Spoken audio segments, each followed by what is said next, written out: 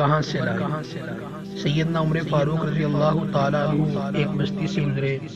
ایک عورت کو دیکھا کہ شیر خوار بچے کو روٹی کھلانے پر مجبور کر رہی ہے۔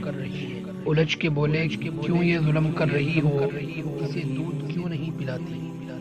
غربت اس غریب عورت کی آنکھوں میں آنسو بھر لائی اور وہ عورت بولی کہ امیر المومنین کا حکم ہے کہ وظیفے کی حد تب شروع ہوتی ہے جب بچہ روٹی کھانا شروع کر دے۔ سو غربت کے تقاضے ہیں میرے بھائی، جا اپنی راہ لے۔ سیدنا عمر فاروق رضی اللہ تعالیٰ عنہ کی آنکھوں میں آنسو اور دل جواب دہی کے ڈر سے کانپ گیا۔ واپس ہو لیے بیت المال کے نگران کے پاس پہنچے اور حکم دیا کہ آج سے بچے کے پیدا ہونے پر اس کا وظیفہ شروع کر دیا جائے۔ اپنے کاتب کے پاس پہنچے، حکم دیا کہ تمام ریاست کے گورنروں کے نام خط لکھو کہ جو بھی بچہ پیدا ہوگا اس کا وظیفہ تبھی سے شروع ہو جائے گا۔